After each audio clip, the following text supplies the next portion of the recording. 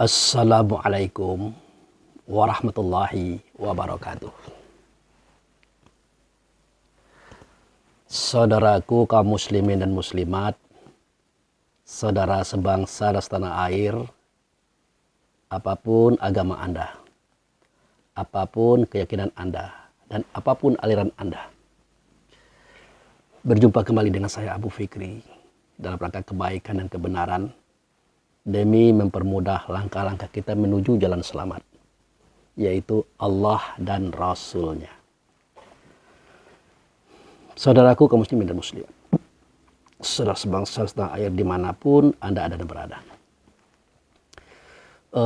Pagi hari ini ya ba'da subuh ya,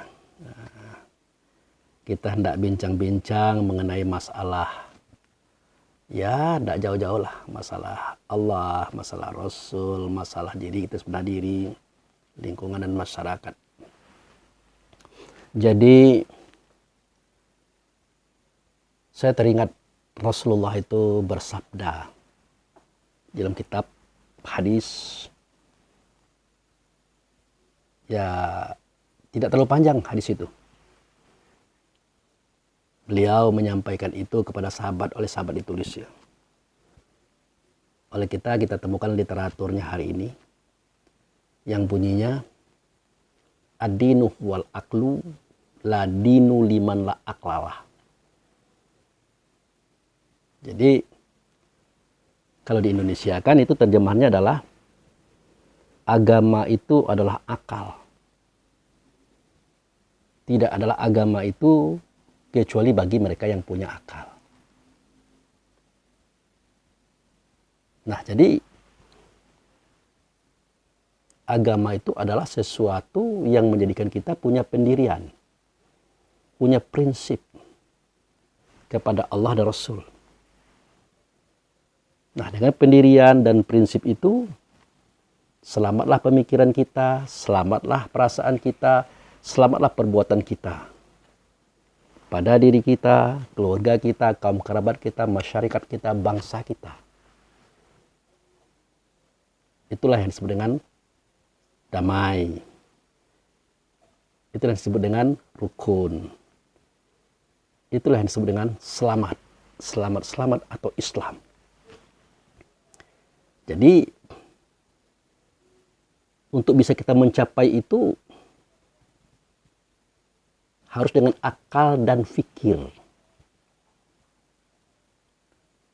Tidak bisa kita hanya menerima begitu-begitu saja. Betul zaman dulu ada namanya sahabat, tabi'in, tabi'in, kemudian para wali-wali, para ulama, kiai, ustaz.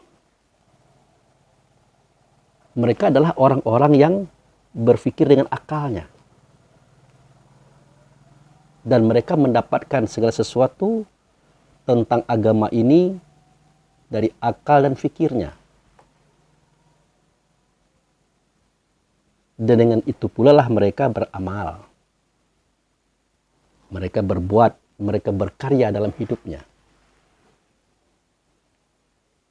Dan kaum akhir zaman merujuk kepada mereka. Apakah itu salah? Tidak, tidak salah. Kita merujuk kepada kaum sahabat, kaum tabi'in, kaum tabi'in, wali, ulama, kiai, ustaz terdahulu dari kita. Tidak apa-apa, boleh. Tetapi ingat, mereka itu adalah orang-orang yang menggunakan akalnya untuk berpikir tentang agama. Dan akal itu juga ada di kita. Fikir juga ada di kita. Jangan sampai kita merujuk kepada orang-orang terdahulu, kita sampai tidak jadi menggunakan akal ini. Tidak jadi menggunakan fikir ini. Itu tidak boleh kata Allah. Itu tidak boleh kata Rasul.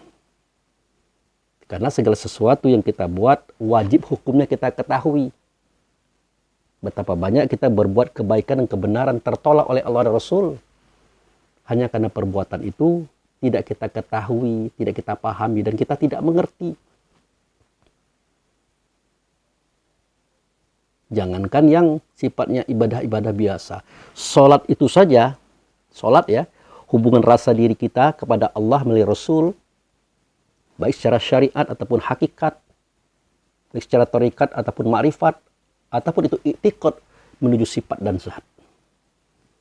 Itu kalau kita tidak mengerti apa yang kita ucapkan oleh Allah dan Rasul, dilarang sholat. Dilarang, saudaraku.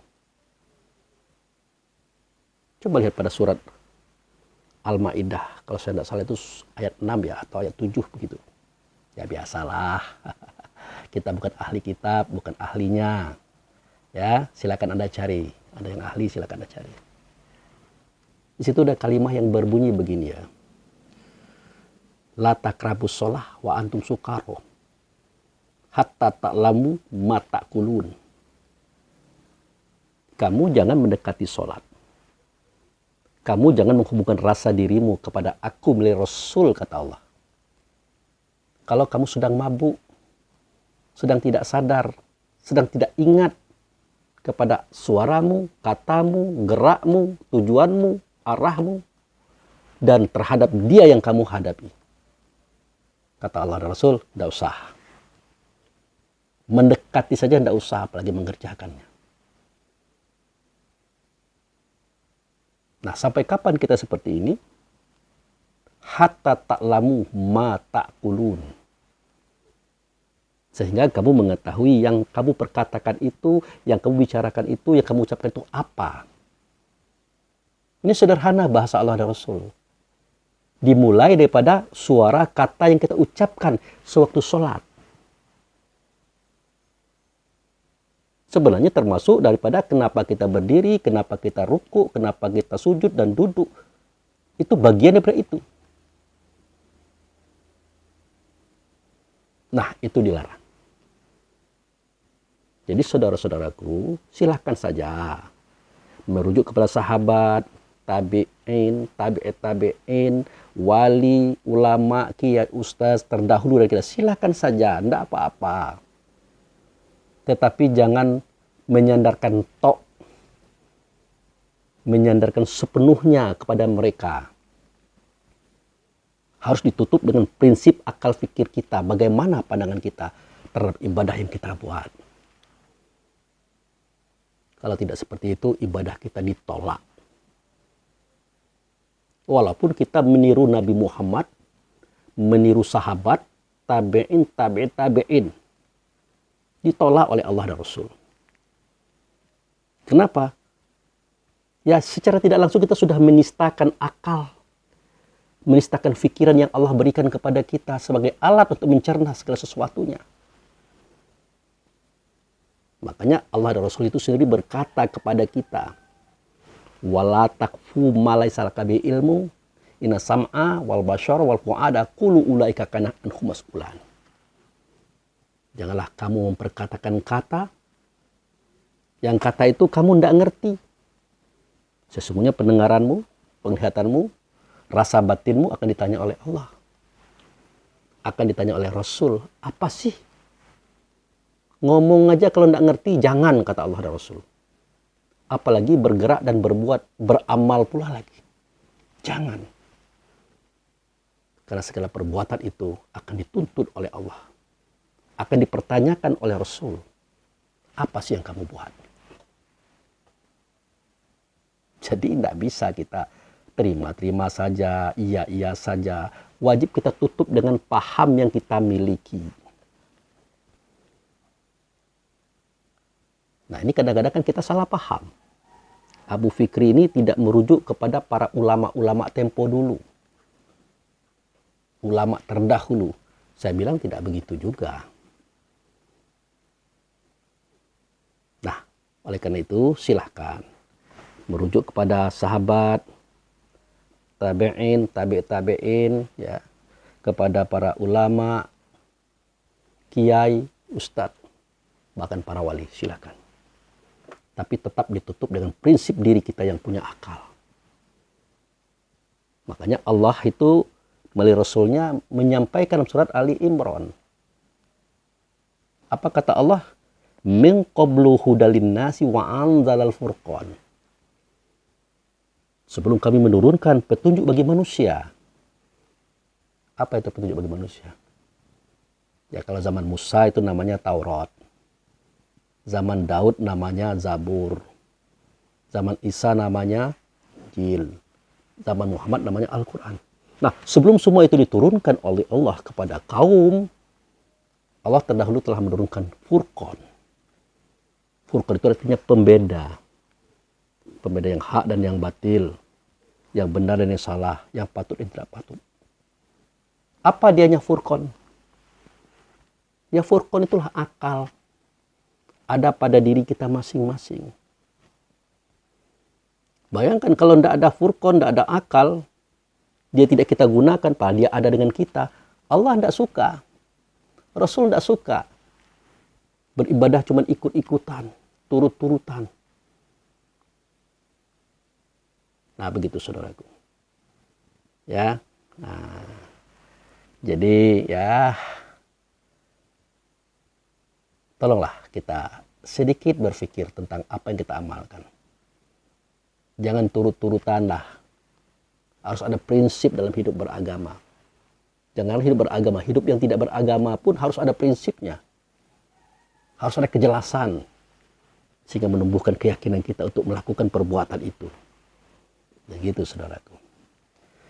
Nah pagi ini saya tidak menjelaskan tentang wayang. Nah ini orang Minang nih, orang Maninjau Sumatera Barat ingin cerita tentang wayang. Ya sebenarnya bukan wayang yang akan saya ceritakan, tapi saya petik dari kisah wayang. Saya mulai dari cerita wayang. Di tanah Jawa itu kita kenal dengan istilahnya wayang. Wayang itu kan bahasa mereka. Kalau bahasa kitanya bayang-bayang. Ya, bayang-bayang yang dia ada karena ada materi, karena ada cahaya. Kalau materi tidak ada cahaya, bayang-bayang tidak ada. Ya. Kalau materi ada, tidak ada cahaya, bayang-bayang juga tidak ada. Jadi bayang-bayang atau wayang adalah gabungan daripada cahaya dan materi. Oke. Gabungan daripada gaib dan zohir. Ini kajian saudaraku. Pelajaran. Oke, kita lanjut. Kita kenal dengan istilah wayang kulit. Nah, ini orang Minang ngomong tentang wayang. Wayang kulit. Ya terbuat daripada kulit. Tentu kulit sapi. Ya, karena kulit sapi itu atau kulit kerbau itu lebih luas dan lebih lebar. Mudah membentuk dan mengukirnya. Yang kedua, wayang golek. Wayang terbuat dari kayu, sudah mulai mirip kepada orang. Nah, operasional wayang itu ada layar putih. Nah, layar itu harus putih, jangan hitam. Dia netral. Itulah hidup. Jadi layar itulah hidup. Oke. Nah. Kemudian wayang itulah materi. Materi. Dan materi ini tidak akan kelihatan kalau tidak disinari oleh cahaya di belakangnya. Kalau terlihat juga dari balik layar, dia seperti gelap yang bergerak-gerak. Kalau di belakang layar, dia akan berbentuk seperti kulit. Bahkan kita melihat dalangnya mempermainkannya itu. Oke. Nah, ini filosofinya tinggi dan dalam, saudara. Ini adalah pelajaran para wali. Nah, perhatikanlah. Baik wayang kulit ataupun wayang golek. Dia tidak punya kekuasaan. Dia ada di dalam kotak. Dikeluarkan dari kotak dan disimpan ke dalam kotak, ditutup. Ketentuannya tergantung kepada dalang. Begitu juga cerita dan kisah yang ada ditentukan oleh dalang. Begitu juga dengan peranan yang disandang oleh para wayang, ditentukan oleh dalang. Maka bermainlah dia. Tak, tak, tak, tak. Itu secara tersirat, dia mengajarkan kepada kita bahwa di samping wayang kulit, wayang golek, nanti ada wayang orang, orang beneran. Ceritanya itu tidak berbeda, kondisinya tidak berbeda, hanya saja dimensinya yang berbeda. Kalau orang itu adalah tubuh badan jasad, dia materi. Dia tidak akan terlihat kalau tidak ada cahaya putih sebagai hidup dan kehidupan. Maka dia disinari oleh cahaya Tuhannya. Dia bersuara, dia berkata, dia bergerak. Yang bersuara, yang berkata, yang bergerak pada tubuhnya. Sebenarnya bukan tubuh, tapi yang ada dalam tubuh, tepatnya di hati. Namanya adalah Rohullah. Rohnya Allah. Bagian daripada Allah, intinya Allah. Itu yang kita temukan dalam surah As-Sajdah ayat 9. Sumasawahu wa nafakha fihi min ruhihi wa ja'ala lakum sam'a wal absara wal afidah qalilan ma tashkurun. Seketika sempurna batang tubuh itu dalam kandungan emaknya, aku tiupkan rohnya aku atau rohnya dia Allah ke dalamnya. Makanya dia bisa mendengar, bisa melihat, bisa mencium, bisa bersuara berkata, bisa berpikir, bisa merasa, bisa bergerak. Jadi Allah menggerakkan wayang ini, wayang orang ini, melalui ruhnya yang ada dalam tubuh sang wayang.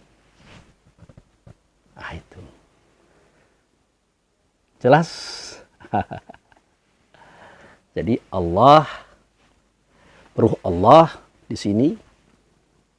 Nah, melalui ruh Allah inilah Allah menyuarakan, mengatakan, memperbuat perbuatan seperti apa yang Allah kehendaki pada wayang ini. Itu saudaraku. Harus kita pahami itu.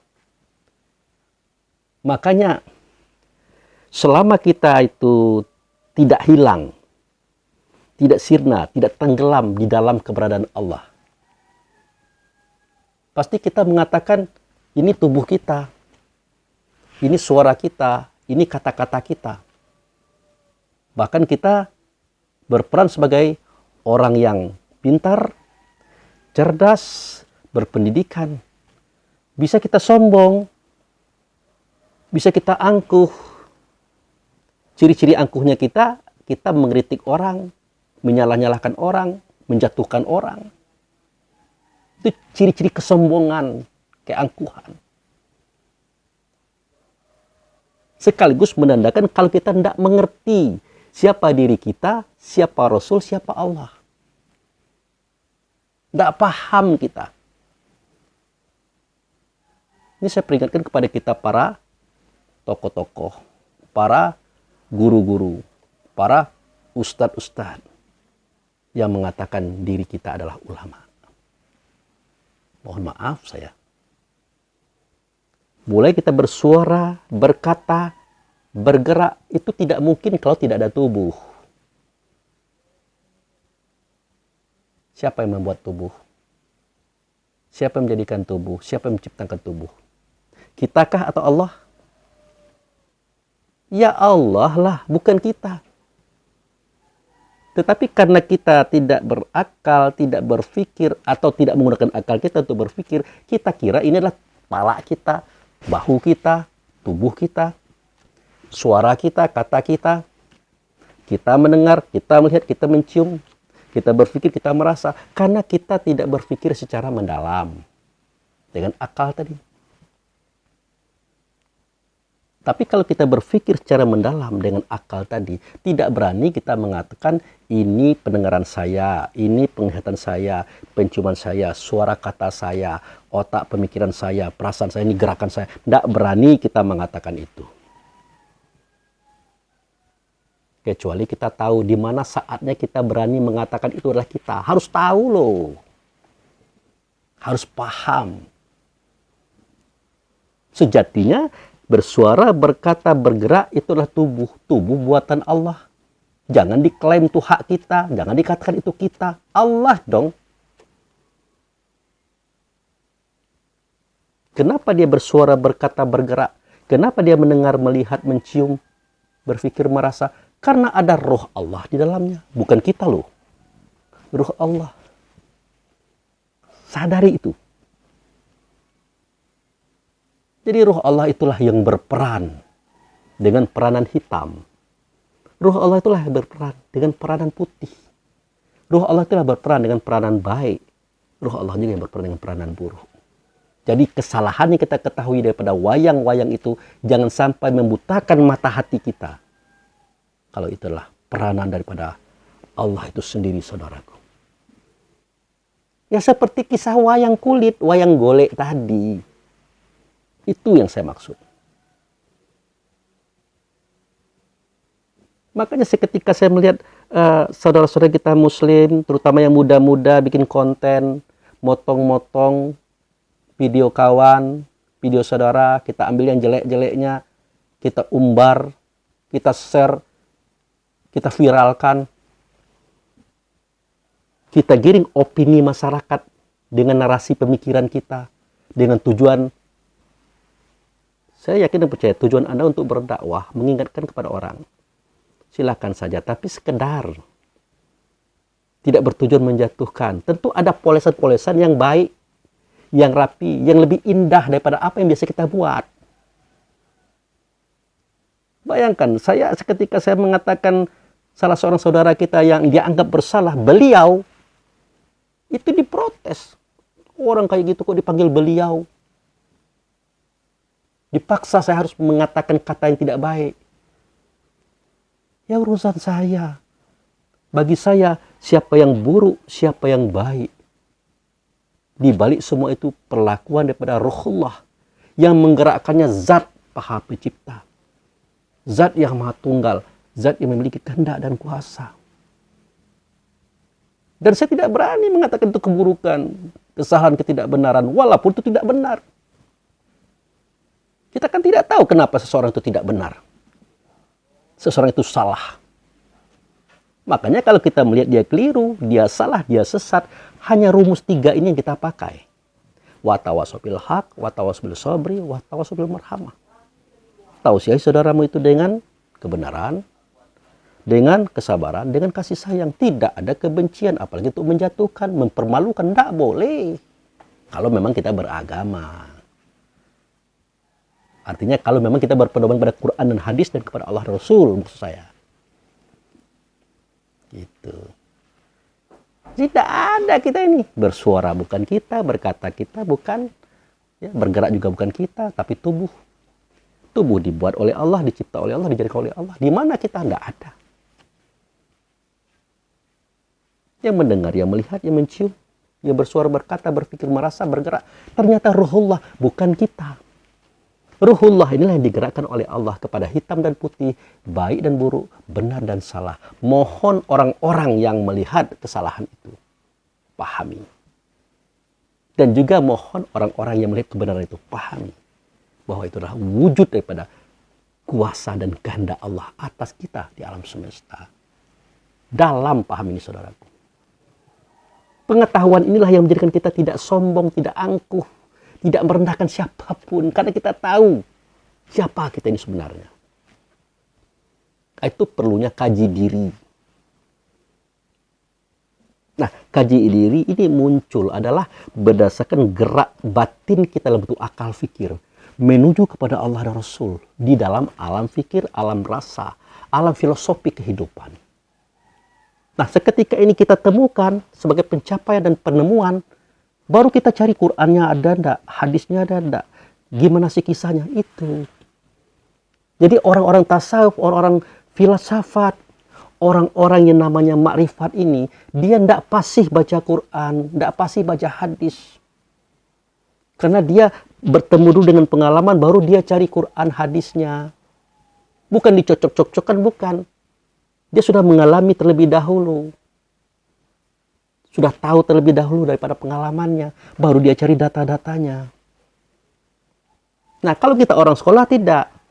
Kita belajar baca dulu, belajar tulis dulu, kemudian menghafalnya, baru sebatas bacaan dan hafalan. Jadi apapun yang kita bicarakan, kita rujukkan pada tulisan dan hafalan sudah kita hafal. Tapi kebanyakan kita tidak paham, tidak sadar, yang kita baca dari Al-Quran, kita baca dari hadis itu semuanya keterangan. Keterangan loh. Di Quran tuh kita cerita Allah, ada Allah di situ. Nggak ada. Di Quran itu bercerita tentang Rasul, ada Rasul itu. Nggak ada. Di Quran itu bercerita tentang diri kita, ada diri kita. Nggak ada. Boleh pada Allah, Rasul, malaikat, jin, iblis, setan, nggak ada. Lalu di mana kita cari benda-bendanya ini? Lakon-lakon ini, di mana kita cari? Ya di luar kitab, di luar buku, di luar Quran, di luar hadis. Nah, semestinya kita yang syariat ini, kita yang belajar adab ini, mencari benda-benda itu. Kita kelopkan dengan tulisan, bacaan yang kita pelajari di kitab Quran dan hadis, di buku-buku itu. Kita cari, jangan mentok di situ. Nanti Anda akan bertemu dengan orang yang bertemu dengan bendanya. Anda akan bertemu dengan orang yang sudah mengalami apa yang diceritakan pada kitab Quran. Seketika dia berbicara, Anda akan bingung. Anda akan menolak dia, Anda akan membantah dia. Karena tidak sesuai dengan apa yang Anda akalkan. Apa yang Anda pikirkan. Karena Anda tidak tahu apa yang dia rasakan. Itu makanya orang-orang syariat dengan orang-orang hakikat ini sering bertentangan. Tapi tentangan ini lebih banyak muncul daripada orang syariat, bukan dari orang hakikat. Orang hakikat itu tidak sekolah, tidak belajar, tapi dia tahu.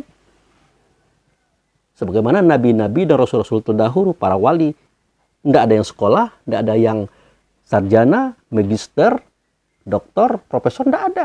Tapi dia tahu. Dia punya pengikut, dia punya masa, dan dia punya aliran. Bahkan yang kita anut hari ini, justru paham-paham dari mereka. Gitu, saudaraku. Nah, itulah kisahnya tadi.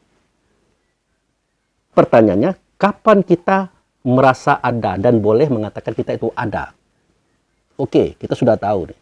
Suara, kata, perbuatan adalah tubuh yang Allah buat. Mendengar, melihat, mencium, bersuara, berpikir, merasa adalah roh Allah. Kapan kita boleh merasa ada? Jangan tanya itu dulu.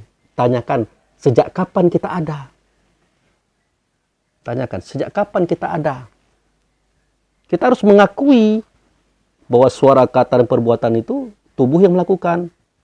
Dan tubuh itu bukan kita yang buat. Harus kita akui itu, tidak boleh tidak. Kalau kita tidak akui, kafir kita, ingkar kita, melawan kita.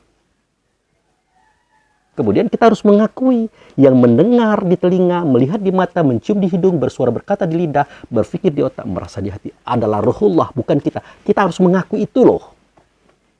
Kalau kita tidak mengakui itu, ingkar kita, kafir kita, melawan kita kepada Allah dan Rasul.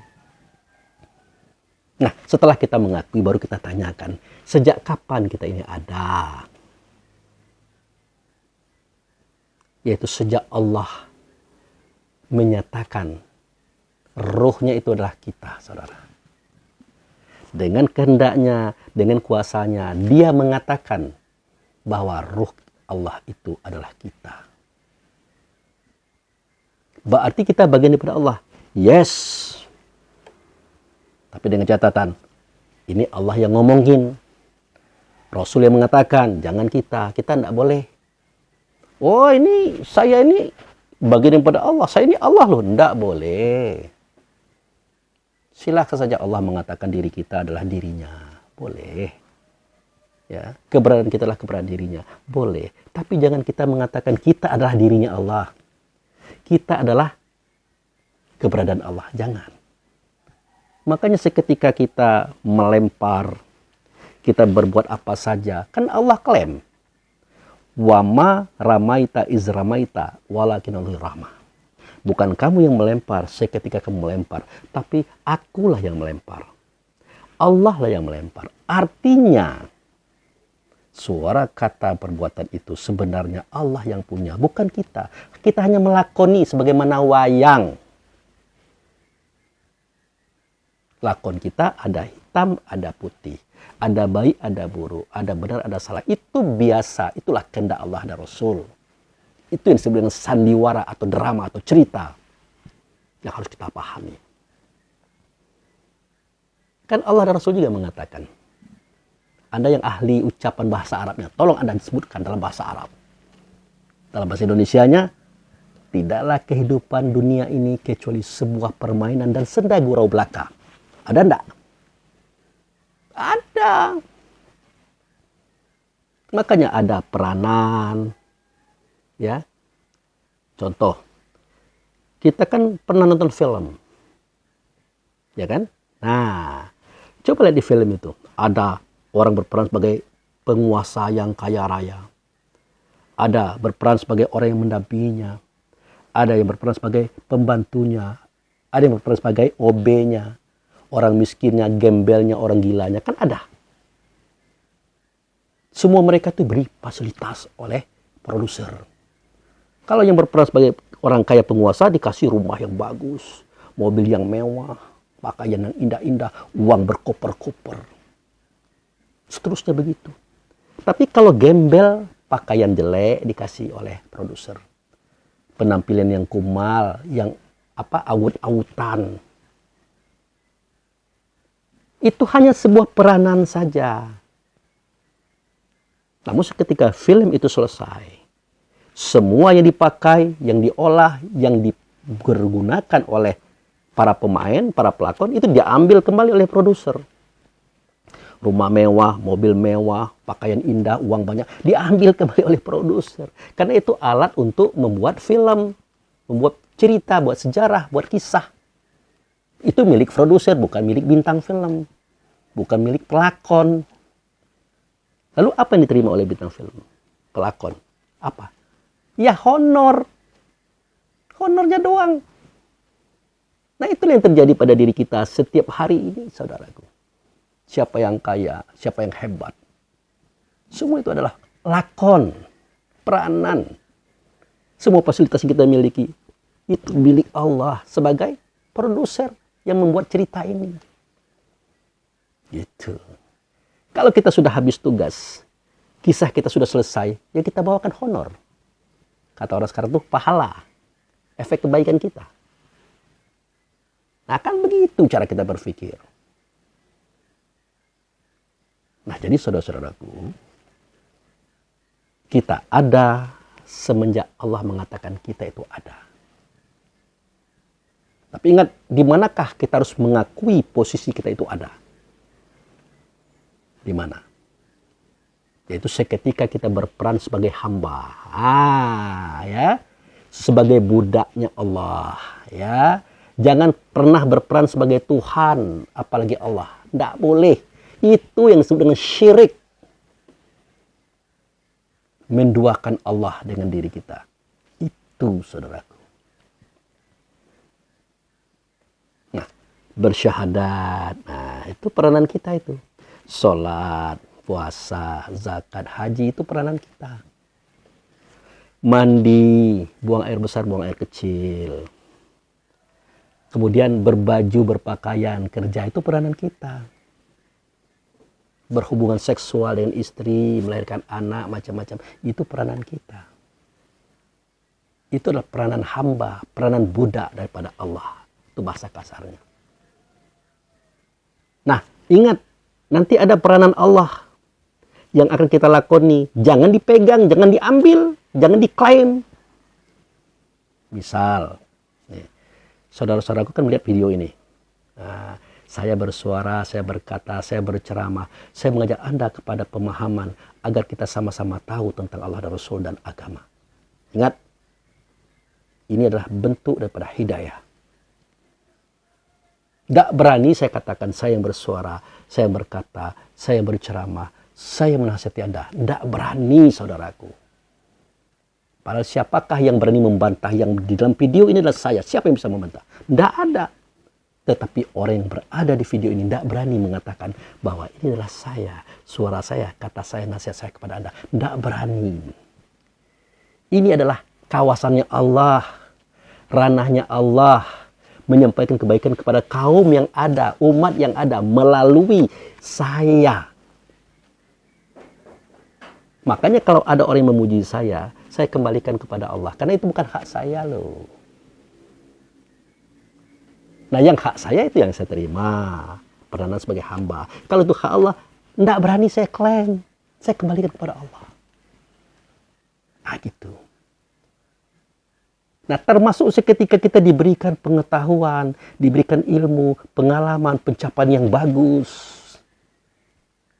Itu peranan Allah itu, bukan peranan kita, tapi melalui kita. Jangan kita klaim sebagai milik kita, jangan. Apalagi kalau salah pakai. Mentang-mentang kita tahu, kita mengerti, kita menyalah-nyalahkan orang. Menjelek-jelekkan orang, menjatuhkan orang dengan pengalaman dan pemahaman yang kita miliki. Tidak ada peraturannya begitu. Kita mengklaim saja sudah salah. Sudah keliru. Sudah menduakan Allah. Apalagi kita salah guna, tambah parah. Ini gunanya ilmu tasawuf. Gunanya ilmu makrifat. Bukan abal-abal, saudaraku. Ini pengalaman kerohanian yang saya sampaikan.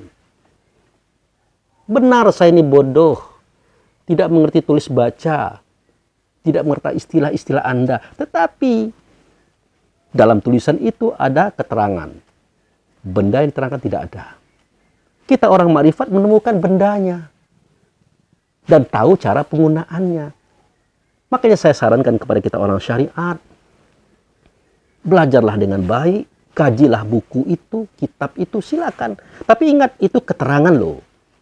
Benda yang terangan tidak ada di situ. Cari. Nah, untuk bagus pencapaian Anda, bertemanlah dengan orang ahli makrifat. Orang-orang tasawuf. Orang yang berjalan dengan pencapaian kerohaniannya menuju Allah dan Rasul. Baru klop dia. Syariat bertemu hakikat. Baru klop dia. Hidup ini tidak boleh kita bersyariat saja. Syariat tanpa hakikat itu hampa, saudaraku. Sama dengan kita menanam padi yang kita tanam kulitnya doang. Tumbuh? Enggak lah. Jadi syariat tanpa hakikat itu hampa, kosong, enggak bernilai. Enggak akan tumbuh. Yakinlah kepada saya. Karena yang saya katakan adalah kebenaran daripada Allah dan Rasul. Bagaimana membuktikannya? Itu tadi. Kulit padi ditanam. Tumbuh enggak? Jawabnya tidak. Gitu, saudaraku. Begitu juga sebaliknya.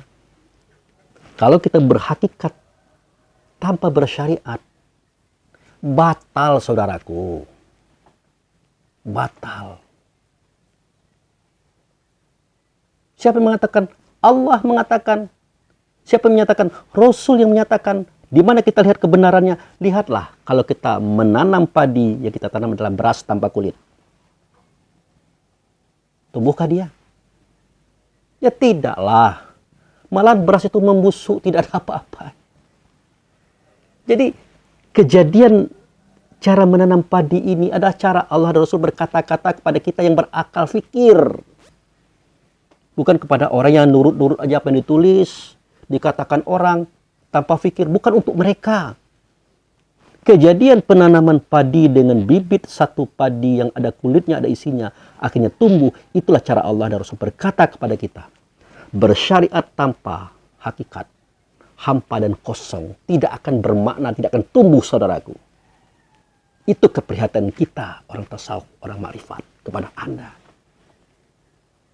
Berhakikat tanpa syariat tidak akan jadi, saudaraku, batal. Itu juga keprihatinan kami, orang makrifat, orang hakikat, orang tasawuf ini. Jadi tidak dan tidak. Hidup ini harus bersyariat, harus berhakikat. Harus berkolaborasi, harus bekerja sama kita. Jangan musuh-musuhan. Jangan menolak, membantah pendapat. Kita orang tasawuf makrifat, kita memegang kitab Quran, memegang hadis, memegang fatwa ulama, sebagai bahan perbandingan untuk melengkapi apa yang kami temui dalam pencapaian kerohanian. Tidak kita menolak loh, tidak. Yang cocok kami ambil, tidak cocok kami tepiskan. Sebaliknya Anda jangan stagnan, Jangan berhenti pada posisi itu. Anda rugi. Anda sekolah tinggi-tinggi, mendapat profesor, doktor, magister, sarjana. Anda pasti berbahasa Arab, hafal Quran 30 juz. Anda berhenti batas itu, tidak Anda dalami hakikat daripada tujuan ayat itu, Anda akan rugi, saudaraku. Ini saya bukakan rahasianya. Orang bodoh membukakan rahasianya. Karena kasih sayang, cinta kasih kita sesama saudara. Tidak saya mengatakan saya lebih, tidak ada kelebihan saya ini hamba. Budaknya Allah, tidak punya apa-apa. Saya hanya boleh berkata kawasan hamba. Tapi kalau sudah berbicara tentang suara kata, informasi kaji, itu bukan kawasan saya. Itu bukan wewenang saya, tapi wewenang Allah. Makanya saya tidak berani mengatakan ini adalah saya, suara kata ini kata saya, ceramah ini dari akal fikir saya. Tidak berani. Anda perhatikan saya berbicara, tidak belajar, tidak dites ataupun dilatih, tidak. Berbicara bagaimana lembutnya angin, mengalirnya air, tanpa rekayasa, tanpa pemikiran-pemikiran. Dia berbicara sendiri, saudaraku. Tapi tetap dengan pengalaman-pengalaman yang pernah saya mulai daripada belajar di syariat. Torikat, hakikat, ma'rifat, etikot, sifat dan zat. Itu kajian agama. Bermula dari syariat, tingkat 1. Hakikat, tingkat 2. Syariat, tingkat 1. Torikat, tingkat 2. Hakikat, tingkat 3. Ma'rifat, tingkat 4. Etikot, tingkat 5. Sifat, tingkat 6. Zat, tingkat 7. Makanya ajaran agama ini ada 7 tingkat. Tidak ada pada tulisan, tidak ada di kampus-kampus cerita ini. Itu yang kami temukan. Bukan omong kosong, silahkan Anda coba. Silahkan Anda buktikan, Anda survei apa yang kami katakan. Gitu. Syariat artinya jalan. Jalan. Kita berjalan menuju Allah dan Rasul. Benar apa tidak? Ya benar. Kita datang daripada Allah, masuk ke dunia, akan kembali kepada Allah. Kan? Kita berjalan menuju Allah dan Rasul. Benar. Torikat. Jalur. Nah, kita berjalan menuju Allah dan Rasul. Ada torikatnya. Ada jalur-jalurnya. Ada dari NU, ada Muhammadiyah, ada Persis, ada apa lagi? Sebutlah. Itu namanya torikat.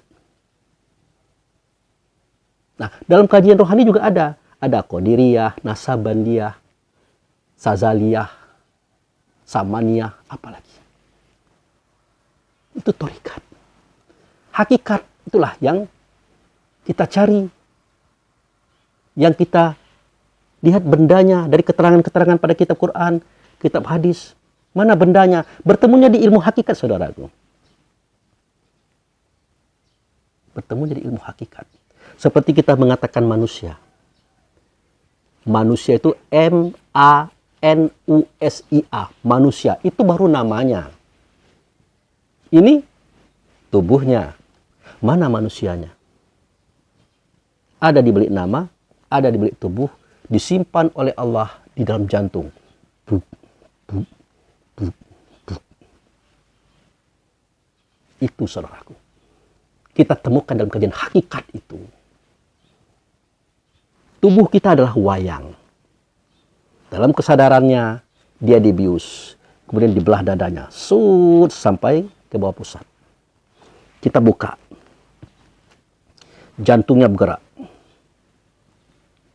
Parunya bergerak. Ususnya bergerak. Semua komponen itu bergerak walaupun gerakan kecil. Bahkan otak pun bergerak.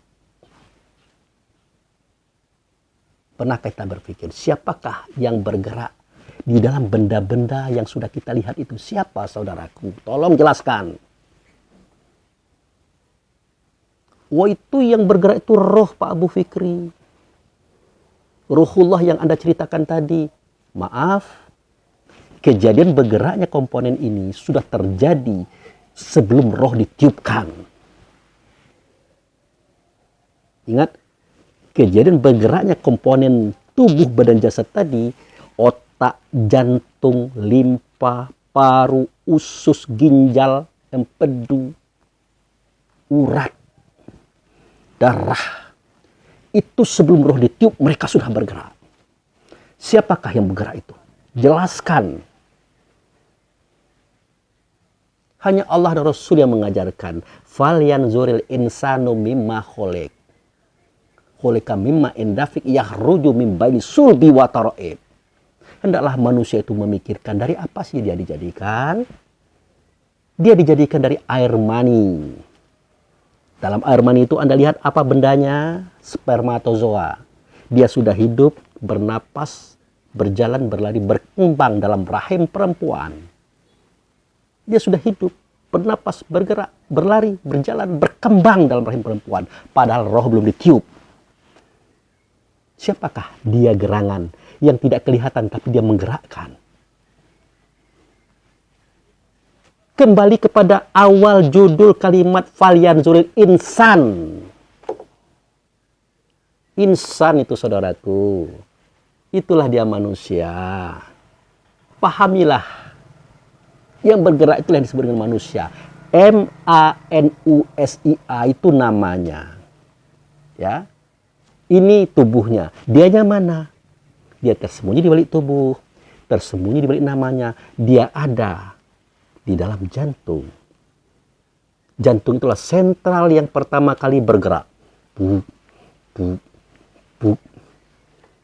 Kemudian paru-paru. Pus, pus, pus. Kemudian hati, limpa, ginjal, otak. Kemudian dia memancarkan cahaya yang disebut dengan energi listrik, saudaraku. Insan, manusia, itulah manusia.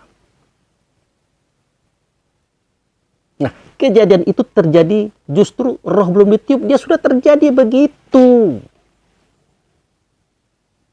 Nah, setelah roh ditiupkan, seketika dia berusia 4 bulan 10 hari, barulah dia tadi punya telinga belum bisa mendengar, maka dia bisa mendengar. Tadi punya mata belum bisa melihat, maka dia bisa melihat. Tadi dia punya lidah belum bisa bersuara berkata, maka dia bersuara berkata. Tadi hati punya gerak tapi belum punya rasa, maka dia bisa merasa. Otaknya belum ada, sudah ada tapi belum bisa berpikir. Dengan maksudnya ruh dia bisa berpikir. Itu yang harus kita pahami. Jadi kajian agama ini tidak melulu Quran, hadis, tapi dia merembet kepada semua cabang pengetahuan. Merembet pada cabang-cabang keahlian. Mulai pada matematik, fisika, biologi, kimia. Pengembangannya sosial, budaya, ekonomi, politik, pendidikan. Wujudnya adalah apa yang kita rasakan hari ini. Itulah kehidupan. Begitu cara kita memahami saudaraku. Sudahlah kita heboh-heboh membuka aib orang lain. Ya, memotong-motong video, mengumbar dan memviralkan. Seakan-akan kita berdakwah. Seakan-akan kita mengajak orang berbuat baik. Tidak, itu gaduh. Itu kekacauan, keributan. Tidak ada hasilnya. Ada sih Pak Abu Fikri, apa itu? Dapat uang dari network YouTube. Wah, ya kalau itu niat Anda, saya tidak ngerti itu. Kalau saya tidak sampai terpikir. Makanya saya katakan, seketika Anda mengatakan, oh Pak Abu Fikri itu ingin menjadikan channelnya itu rame, biar dapat uang dari YouTube. Tidak ada, saudara. Demi Allah, tidak ada. Kalau dikatakan ini hobi saya, nanti salah. Ya. Nah, begitulah ceritanya. Jadi tolong dipahami saudaraku. Jadi wayang tadi, ada wayang kulit, ada wayang golek, ada wayang orang. Dia adalah wujud daripada sang dalang. Suara, kata, cerita dari sang dalang, bukan dari wayang. Peranan hitam putih dari sang dalang, bukan dari wayang. Begitu juga kehidupan kita ini. Hitam putih baik buruk, benar salah, bukan dari kita, dari sang dalang. Sang pengatur, sang pencipta, sang yang mengatur peranan-peranan hidup ini saudaraku. Mulai pada kita lahir sampai kita mati, yang menentukan waktunya beliau. Warna kita beliau, keadaan kita beliau, peranan kita adalah beliau. Ya. Makanya peranan kita sebagai ahli neraka, peran kita ahli sorga, dari dunia sampai kita akhir nanti jelas nyata terang. Berarti alangkah kejamnya Allah menyiksa kita. Ingat, kapan ada kita? Berarti Allah menyiksa Allah dong. Tidak terjadi kisah itu. Lalu bagaimana? Itulah misteri yang harus kita pahami. Cukup kita sendiri yang mengerti. Tidak usah diumbar, tidak usah diceritakan. Nanti batal semua pelajaran ini. Batal semua kisah ini. Ibarat permainan sulap. Saya ajarkan kepada Anda bagaimana trik mensulap. Kemudian saya mainkan di depan Anda. Tidak enak lagi nontonnya. Tapi dia akan indah. Akan enak. Akan menyenangkan seketika kita menelusurinya. Menjelajahinya. Setelah kita tahu, oh begini. Masya Allah. La ilaha illallah Muhammadur Rasulullah. Sungguh tidak sia-sia engkau jadikan segala sesuatu ini. Maka hindarkanlah aku daripada azab api neraka. Artinya, jangan aku panas. Panas pikiran, panas perasaan, panas suara, panas kata, panas perbuatan. Yang menjadikan aku susah, keluargaku susah, orang lain susah, bangsaku susah, negaraku susah.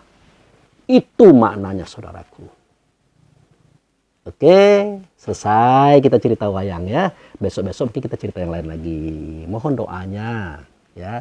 Agar kita sehat, semuanya kita sehat. Kita baik-baik saja, rezeki murah. Kita rukun dan damai ya saudaraku ya.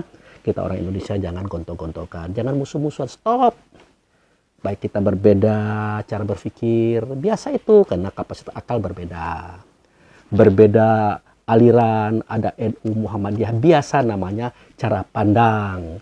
Berbeda pula agama, jangan jadi musuh-musuhan. Kita saudara. Cuman berbeda cara kita memahami Allah dan Rasul dan bagaimana syariat-syariatnya. Itu pun wajar. Karena Adam, Idris, Nuh, Lut, Saleh, Ibrahim, Ismail, Ishak, Yakub, Yusuf, Ayub, Shu'aib, Musa, Harun, dan seterusnya. Hidup tidak di waktu yang sama. Tidak pada syariat yang sama. Tidak pada kisah yang sama. Nah, kalau mereka berbeda pandangan, sedangkan masa dan ruangnya berbeda, wajar. Yang tidak wajar adalah kita tidak bisa menerima perbedaan. Kita tidak bisa menerima berseberangan. Makanya Allah jadikan perbedaan itu untuk kita saling kenal mengenal. Saling isi mengisi, saling tolong menolong, saling bantu membantu. Biar indah hidup ini. Biar kamu merasakan kenikmatan dan kebahagiaan. Itulah surga saudaraku. Oke, terima kasih. Saya mohon maaf. Wabillahi taufiq wal hidayah. Assalamualaikum warahmatullahi wabarakatuh.